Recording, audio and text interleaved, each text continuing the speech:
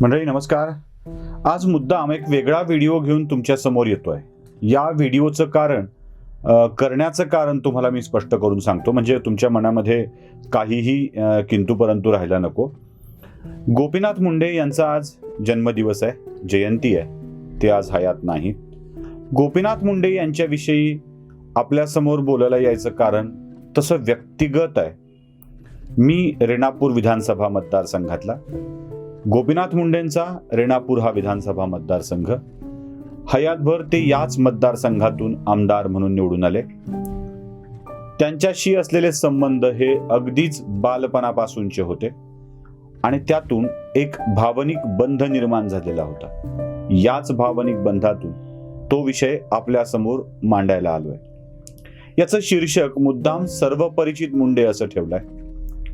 आजच शरद पवारांचा देखील वाढदिवस आहे. या शरद पवारांच्या वाढदिवसाला अनेक वाहिन्यांनी अपरिचित शरद पवार असं वेगळा शो केलेला होता. तसं गोपीनाथ मुंडेंच्या आयुष्यामध्ये अपरिचित असं काहीही नाही. अगदीच सर्व परिचित अशा स्वरूपाचे गोपीनाथ मुंडे होते. निदान मला दिसलेले गोपीनाथ मुंडे तरी सर्व परिचित असे होते. गोपीनाथ मुंडेंच्या आयुष्यातील सगळ्याच गोष्टी सगळ्यांना चांगल्या प्रकारे ठाऊक होत्या. लोक असंही म्हणतात की 12/12 म्हणजे 12 डिसेंबर ही तारीख शरद पवारांची, म्हणून ती गोपीनाथ मुंडेंनी स्वीकारली. खरं तर गोपीनाथ मुंडेंनी आपली जन्मतारीख माहीतच नाही हे बिनदिक्कतपणे सांगून टाकलेलं होतं. प्रवेश घेतावेळी त्यांना जी जन्मतारीख मिळाली तीच जन्मतारीख पुढे गोपीनाथ मुंडेंची फायनल झाली. म्हणजे या तारखेविषयी वाद निर्माण करून गोपीनाथ मुंडे पवारांची बरोबरी करू पाहत होते असा दावा करणाऱ्यांना गोपीनाथ मुंडेंनी एका भर कार्यक्रमात उत्तर दिलं होतं. उत्तर द्यायचं म्हणून नाही, पण वस्तुस्थिती सांगायची म्हणून. मला माझी जन्मतारीख माहीत नाही, त्यामुळं माझा ज्योतिषावर, माझ्या भविष्यावर माझा विश्वास नाही असं ते बिनधास्तपणे सांगून टाकायचे. त्यावेळेला शाळेत प्रवेश घेताना शिक्षकांनी अथवा सोबत गेलेल्या माणसांनी जी जन्मतारीख दिली तीच गोपीनाथ मुंडेंनी पुढे स्वीकारली आणि याच तारखेनुसार आज गोपीनाथ मुंडेंचा जन्मदिवस आहे. त्यांच्या पश्चात या तारखेविषयीचे वाद करण्याची मुळात काही एक गरज नाहीये. म्हणजे त्यांची तारीख 12 डिसेंबर आहे हेही सर्व परिचित आहे. त्यांनाच ती मान्य नव्हती हेही सर्व परिचित आहे. आणि तरीही त्यांचा कार्यकर्ता, त्यांना चाहता वर्ग हा 12 डिसेंबर हा आनंदाने त्यांचा जन्मदिवस म्हणून साजरा करत असतो. मुंडेंच्या आयुष्यातली अशी कोणतीच घटना नाही आहे जी जगातल्या कोणत्याही माणसाला ठाऊक नाही आहे. म्हणजे अगदी ज्या गोष्टी त्यांच्या आयुष्यात घडल्या त्या देखील खुलेपणाने, दिलदारपणाने त्यांनी सगळ्या गोष्टी स्वीकारलेल्या आहेत. अगदीच मोकळ्या भाषेत सांगायचं म्हटलं तरी गुंतुनी गुंत्यात साऱ्या पाय माझा मोकळा किंवा रंगुणी रंगात साऱ्या रंग माझा वेगळा, असेच गोपीनाथ मुंडेंचं व्यक्तिमत्व होतं. आणि याच व्यक्तिमत्वाचा मला समजलेला आढावा आपल्या समोर मांडण्याचा मी प्रयत्न करणार आहे. या सगळ्यामध्ये मला एक गोष्ट सांगायची आहे की हे व्यक्तिगत प्रेम आहे, व्यक्तिप्रेम नव्हे, हे व्यक्तिगत प्रेम आहे. गोपीनाथ मुंडेंच्या सोबत म्हणजे माझ्या आयुष्यातल्या आत्ता गेले त्यांच्या जाऊन 5 वर्ष उलटली त्यांना जाऊन, या कालावधी वगळता माझ्या आयुष्याच्या 12-13 वर्षापासून ते थेट 38-38 वर्षापर्यंत गोपीनाथ मुंडेंचा सतत सहवास लाभत गेला. नुसता मतदारसंघात म्हणून नाही, त्यांच्या जिल्ह्यामध्ये दीर्घकाळ पत्रकारिता मी देखील केलेली आहे, बीड जिल्ह्यामध्ये. त्यामुळे तो सहवास अधिकच अधोरेखित झाला, तो अधिकच वाढत गेला. मला गोपीनाथ मुंडेंच्या आयुष्याशी काही गोष्टी सांगायच्या आहेत, त्या महत्वाच्या आहेत, म्हणजे त्यावर मला फोकस करायचा आहे, त्याकडे लक्ष द्यावं अशी माझी विनंती आहे. गोपीनाथ मुंडे ओबीसी, त्यातल्या त्यात अल्पसंख्याक समुदायाचे होते.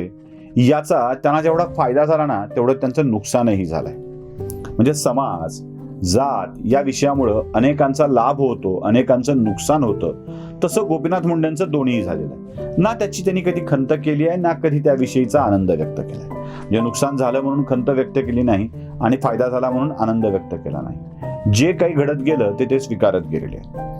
मला गोपीनाथ मुंडेंच्या आयुष्याला 2 वाद चिटकलेले आहेत, 2 वाद जोडले गेलेले आहेत, 2 विषयांचे वाद जोडले गेलेले आहेत. एक म्हणजे त्यांना मराठा विरोधी नेता असं प्रोजेक्ट करण्याचा प्रयत्न झाला. म्हणजे अगदी 2009च्या लोकसभा निवडणुकीच्या वेळी जेव्हा व्हॉट्सअप बिट्सअप फारसं नव्हतं, ज्या काळामध्ये व्हॉट्सअपचा शोधच लागलेला नव्हता, त्या काळामध्ये एक मेसेज वाजवा तुतारी नावानं सगळ्या जगभरामध्ये पसरायचा. म्हणजे तो मराठीतला मेसेज होता, वाजवा तुतारी नावाचा. पुढचं काय तुम्हाला सगळ्यांना चांगलं ठाऊक आहे, ज्यांना या संबंधीच्या सगळ्या गोष्टी उत्तम पद्धतीनं ठाऊक आहे. आता हा मेसेज पोहोचत होता तेव्हा त्यांच्या जातीला अधोरेखित केलं जात होतं. तरीही गोपीनाथ मुंडेंनी मोठ्या निकरानं ही निवडणूक लढली. तो मेसेज तुम्हाला सांगून ठेवतो, वाजवा तुतारी हटवा वंजारी याच्या स्वरूपाची ती घोषणा होती. तरीही ते लढत राहिले आणि ज्या समाजाकडून त्यांना विरोध होत गेला त्यांना आपलंसं करत राहिले. 2009च्या थोडंसं आपण मागं जाऊया. तुम्हाला काही गोष्टी मला मुद्दाम सांगायच्या. महाराष्ट्रातले खासदार उदयनराजे भोसले गोपीनाथ मुंडेंना आपला राजकीय गुरु मानतात. उदयनराजेंना राजकारणात आणून त्यांना स्थापित करण्याचं काम जर कोणी केलं असेल तर ते गोपीनाथ मुंडेंनी केलं होतं. कोल्हापूरच्या गादीच्या युवराजांना देखील गोपीनाथ मुंडेंनीच सन्मानाचं स्थान दिलेलं होतं. एवढंच नाही, अशी कितीतरी नेते आहेत. म्हणजे मोहिते पाटलांच्या घरामध्ये जेव्हा प्रतापसिंह मोहिते पाटलांना राजकीय उत्थापनासाठीची गरज होती, जेव्हा घरफोडीचं काम महाराष्ट्रामध्ये खूप मोठ्या प्रमाणावर सुरू होतं आणि एक एक घराणं संपवलं जात होतं, तेव्हा प्रतापसिंह मोहिते पाटलांना राज्याच्या मंत्रिमंडळात घेऊन त्यांना मंत्रिपद बहाल करण्याचं काम देखील गोपीनाथ मुंडेंनीच केलेलं होतं. बीडच्या राजकारणाकडे जर तुम्ही लक्ष घातलं तर तुमच्या लक्षात अशी गोष्ट येईल की बीडच्या राजकारणामध्ये अनेक घराण्यांची सगळी गोष्ट संपलेली होती. म्हणजे राजकारणातून ते हळूहळू बाद होऊ लागलेले होते. अगदीच तुम्हाला नावासहित सांगायचं ते पण सांगता येऊ शकेल. म्हणजे गेवराईचे शिवाजीराव पंडित यांचा पराभव त्यांच्याच बंधूंनी म्हणजे बदामराव पंडितांनी केलेला होता. शिवाजीराव पंडितांच्या राजकारणाला ओहोटी लागलेली होती. सुंदरराव सोळंके जे बीड जिल्ह्याचे निर्विवाद नेते होते त्यांच्याही राजकारणाला ओहोटी लागलेली होती. बाबुराव आडसकर हे तर थेट गोपीनाथ मुंडेंचे प्रतिस्पर्धी होते. रेणापूर विधानसभा मतदारसंघामध्ये बाबुराव आडसकरांनी निवडणूक लढलेली होती. आडसकर, पंडित, सोळंके या सगळ्या घराण्यांचं राजकारण जवळपास कमी कमी होत आलेलं होतं. गोपीनाथ मुंडेंना ज्यांचा शत्रू मानलं जातं ना, त्या सगळ्या लोकांना गोपीनाथ मुंडेंनी पुन्हा एकदा राजकीय दृष्ट्या पुनर्स्थापित केलं आहे, हे विसरून चालणार नाही. प्रकाश सोळंकेंना पहिला विजय मिळाला त्यांच्या राजकारणातला तो गोपीनाथ मुंडेंच्या सोबत जाऊन भाजपची कमळ निशाणी घेऊनच. सातत्यानं पराभूत होणाऱ्या अमरसिंह पंडितांना म्हणजे अमरसिंह पंडितांनी जे शिवाजीराव पंडितांच्या पराभवानंतर जेवढ्या काही निवडणुका लढवल्या त्या सगळ्यात ते पराभूत झाले. अपवाद फक्त एकच निवडणूक होती, ज्या निवडणुकीत ते गोपीनाथ मुंडेंच्या सोबत भारतीय जनता पक्षाचे उमेदवार म्हणून उभे राहिले आणि त्यात अमरसिंह पंडित विजयी झाले. बाकी सगळ्या निवडणुकीत अमरसिंह पंडितांचा पराभव झालेला आहे. अमरसिंह पंडितांचं राजकारण गोपीनाथ मुंडेंनी प्रस्थापित केलं. सुंदरराव सोळंकेंचे सुपुत्र प्रकाश सोळंके यांचं राजकारण गोपीनाथ मुंडेंनी प्रस्थापित केलं. एवढंच नव्हे तर बाबुराव आडसकरांचे चिरंजीव रमेश आडसकर यांना देखील सातत्यानं मध्ये बाहेर करत असताना सुद्धा बीड जिल्ह्याच्या राजकारणामध्ये स्थापित करण्याचं काम गोपीनाथ मुंडे यांनीच केलेलं आहे. एवढंच काय तर जी म्हणून नवी तिथे मराठा नेते निर्माण झालेली आहेत, त्यांच्या मागे देखील गोपीनाथ मुंडेंचा हात खूप महत्वाचा आहे. विनायक मेटे यांना विनायक मेटे जेव्हा पहिल्या संघर्ष यात्रेच्या काळामध्ये 1995च्या निवडणुकीच्या काळामध्ये जेव्हा गोपीनाथ मुंडेंच्या सोबत संघर्ष यात्रेमध्ये फिरत होते, जे पहिली संघर्ष यात्रा म्हणतोय मी, त्या संघर्ष यात्रेच्या काळामध्ये विनायक मेटेंच्या राजकारणाची चुणूक बघून गोपीनाथ मुंडेंनीच विनायक मेटेला पहिल्यांदा विधान परिषदेवर घेतलं आणि आजतागायत मधला काही महिन्यांचा अपवाद वगळता विनायक मेटे विधान परिषदेवर आहेत. कुठल्या ना कुठल्या पक्षाकडून, कधी भाजपकडून आहेत, कधी राष्ट्रवादीकडून आहेत, पुन्हा भाजपकडून आहेत, पुन्हा राष्ट्रवादीकडून आहेत, असं त्यांचं बऱ्यापैकी रिशफल होत ते आलेले आहेत. पण पहिल्यांदा त्यांना राजकीय नेता म्हणून स्थापित करण्याचं काम गोपीनाथ मुंडेंनीच केलेलं आहे. हेही बहुतेकांना सगळं चांगल्या पद्धतीने ठाऊक आहे, पण ते कोणी मान्य करायला लवकर तयार होत नाही. सुरेश धस जे आष्टी तालुक्यातले नेते आहेत, पुढे राष्ट्रवादी काँग्रेसकडून राज्यमंत्री झाले, महसूल राज्यमंत्रीपद त्यांना मिळालं, पुन्हा ते भाजपकडून विधान परिषदेवर निवडून आले. आताही त्यांचा बोलबाला चांगला त्या भागामध्ये आहे. त्या सुरेश धस यांना राजकारणात आणून त्यांना जिल्हा परिषदेचं उपाध्यक्षपद, पुन्हा आमदारकी, हे सगळं बहाल करण्यामध्ये गोपीनाथ मुंडेंचा मोलाचा वाटा होता, हे सुरेश धस देखील नाकारणार नाहीयेत. मग सुरेश धस असोत, आडसकर असोत, पंडित असोत, सोळंके असोत की अजून कोणी, या सगळ्यांना किंवा विनायक मेटे, या सगळ्यांना राजकारणात आणून स्थापित करण्याचं काम गोपीनाथ मुंडे यांनीच केलेलं आहे. त्यामुळे मराठा समाजाच्या अनेक नेत्यांचं राजकारण गोपीनाथ मुंडेंनी सबळ केलंय, प्रबळ केलंय, त्याला बळ दिलंय आणि त्यांना मुख्य प्रवाहात कायम ठेवलेलं आहे. मुंडेंच्या चरित्रावरती आणखी एक जोडले जाते गोष्ट, मी डाग वगैरे असं म्हणत नाही, आणखी एक गोष्ट जोडली जाते, ते म्हणजे गोपीनाथ मुंडे हे ब्राह्मण विरोधक असल्याचं जाहीरपणे सांगितलं जातं. बऱ्याच ब्राह्मणांचा तसा आक्षेप पण आहे की गोपीनाथ मुंडे हे ब्राह्मण विरोधक होते. म्हणजे मी सुशील कुलकर्णी एकटा बोलतोय म्हणून गोपीनाथ मुंडे ब्राह्मण समर्थक होते किंवा त्यांना ब्राह्मणांचं वावडं नव्हतं असा दावा मला करायचा नाहीये किंवा त्याकडे लक्ष पण वेधायचं नाहीये. फक्त मला काही यादी सांगायची. गोपीनाथ मुंडे यांच्या कार्यकाळामध्ये त्यांच्या जर PA आणि PS ची यादी, त्यांच्या कर्मचाऱ्यांची यादी जर आपण तपासली, मुख्यत्वे करून काम करणाऱ्या कर्मचाऱ्यांची यादी जर तपासली, तर तुमच्या लक्षात येईल की सगळे बहुतांश ब्राह्मण कर्मचारी होते. म्हणजे आजही गोपीनाथ मुंडेंच्या सोबत ज्यांनी स्वीय सहाय्यक म्हणून काम केलंय तेच पंकजा मुंडे यांच्या सोबत स्वीय सहाय्यक म्हणून काम करतात ते प्रदीप कुलकर्णी ब्राह्मण आहेत. SR कुलकर्णी सारख्या व्यक्तींनी ज्यांच्या कारखान्याचे ते काही काळ MD होते, वैद्यनाथ साखर कारखाना, वैद्यनाथ ग्राहक भांडारचे ते MD होते. एवढंच काय तर त्यांच्या जगमित्र सूतगिरणीचे देखील ते MD होते.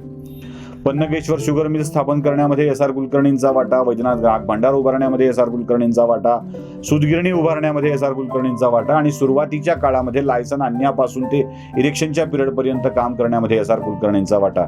SR कुलकर्णी देखील ब्राह्मणच होते. नागपूरच्या बबलू गोगाईन यांना गोपीनाथ मुंडेंनी पुढे SR कुलकर्णींच्या नंतर सूतगिरणीची सूत्र सोपवली होती, माफ करा, ग्राहक भांडारची सूत्र सोपवली होती.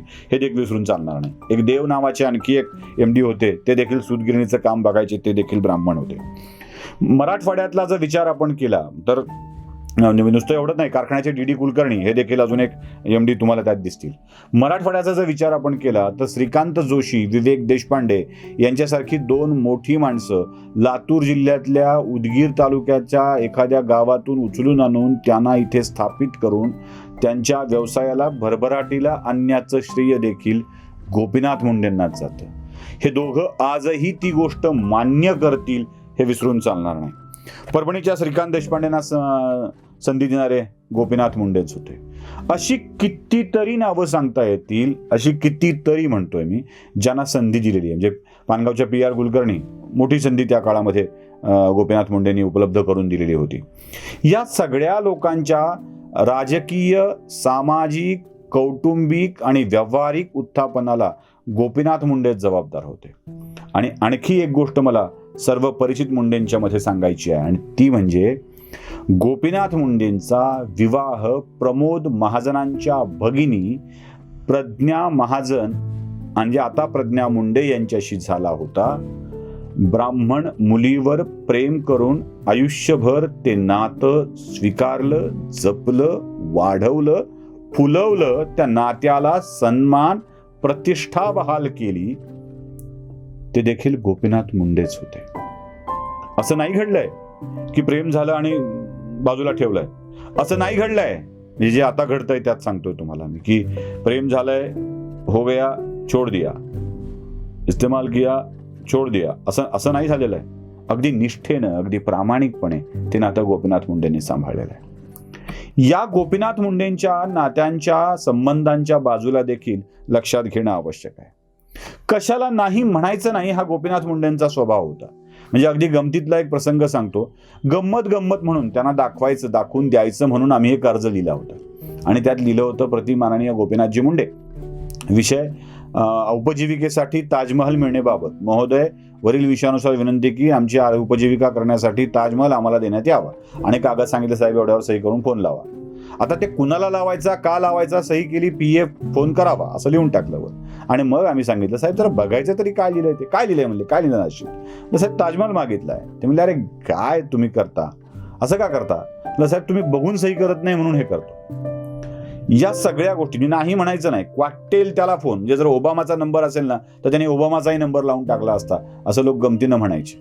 वाटेल त्याला फोन करायचा, हे काम झालं पाहिजे म्हणायचं, हा माझा माणूस आहे म्हणायचं. अशा स्वरूपाच्या बिनधास्त गमती जमती गोपीनाथ मुंडेंनी केलेल्या आहेत. माझ्या आयुष्यातल्या गमती जमती सांगायचे ठरवलं तर त्याला बरेच भाग करावे लागतील, इतक्या वेळेला त्या गमती जमती मी अनुभवलेल्या आहेत. असा बिनधास्त बिनदिक्कत माणूस, कधी कुणाला नाही न म्हणणारा, नाही म्हटल्यावर ते नाही हे सांभाळणारा आणि हो म्हटल्यावर ते हो म्हटलंय तेही सांभाळणारा. म्हणजे नाही म्हणून जर वाकड्यात गेलं तर ते वाकडेपणही सांभाळलं, आणि हो म्हणून जर आपलं मांडलं असेल तर ते आपलेपणही सांभाळलं. हे गोपीनाथ मुंडेंच्या सर्व परिचित असलेल्या बाजूपैकी एक आहे. ओठात एक पोटात एक असलं कधीच नव्हतं. जे सांगायचं आहे ते जाहीरपणे सांगायचं. त्यांच्या बोलण्याचे वेगवेगळे अर्थ नसायचे. गोपीनाथ मुंडेंच्या कौतुकाची कधी भीती वाटली नाही. गोपीनाथ मुंडेंच्या रागाची कधी भीती वाटली नाही लोकांना. म्हणजे आज रागावतील आणि उद्या हा चल रे सोडून दे असं म्हणून निघतील, अशी सुद्धा स्थिती असायची. म्हणजे ना कौतुकाची भीती वाटली ना रागाची भीती वाटली. आपलेपणाने सांगावं असं ते ठिकाण वाटलं. आज नाही उद्या ऐकतील असा विश्वास लोकांच्या मनामध्ये असायचा. गोपीनाथ मुंडे त्यांच्या समर्थकांसाठी तर हर मर्ज की दवा होते. म्हणजे त्यांच्या समोर सांगावा आणि प्रश्न सुटावा. म्हणजे बरेच दिवस तर गोपीनाथ मुंडेंना साहेबांना सांगितलंय एवढा एकच विषय त्यांच्या समर्थकांसाठी पुरेसा असायचा. हेच गोपीनाथ मुंडेंचं सर्व परिचित असणं महत्वाचं होतं, आणि तेच त्यांच्या आठवणींच्या निमित्ताने आज आपल्या समोर माझी व्यक्तिगत भावना म्हणून व्यक्त करतोय. आवडलं असेल तर शेअर करा, आवडलं नसेल तर दुर्लक्ष करा, पण आज त्यांच्या जयंतीनिमित्त काहीतरी आपल्या समोर मांडावं यासाठी मी हे घेऊन आलोय. नमस्कार.